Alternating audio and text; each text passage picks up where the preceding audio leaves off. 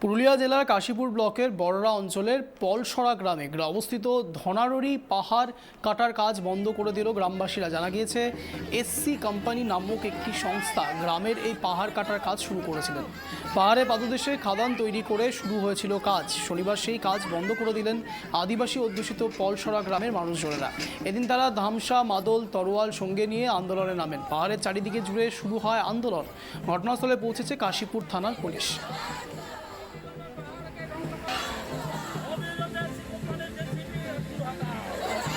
এখানে কি কোনো রাজনৈতিক চক্রান্তের গন্ধ পাচ্ছেন? এখানে আমরা নিশ্চয়ই পাচ্ছি, কারণ আমরা লোকাল পঞ্চায়েতকে দিয়েছি। পঞ্চায়েতের মধ্যে উনি বললেন উপর থেকে অর্ডার এসেছে।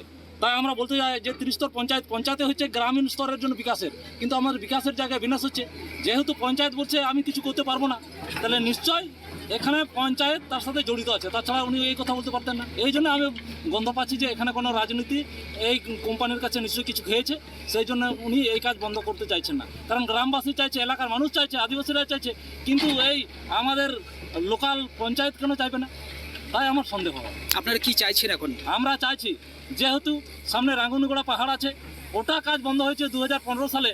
নবান্নে গিয়ে পরিষ্কার ডিএম জানিয়ে দিয়েছেন এই সমস্ত এরিয়ার মধ্যে কাজ করা যাবে না, কিন্তু এটাও তো সেই পাহাড়, কিন্তু একই এরিয়ায়, একই গ্রামে, একই মৌজায় বা একই থানায় সেই কাজ চলবে, এটা তো চলতে দেওয়া যায় না। আমরা দেখছি এটা পুরো অন্যায় হচ্ছে, এটাও বন্ধ হওয়া দরকার।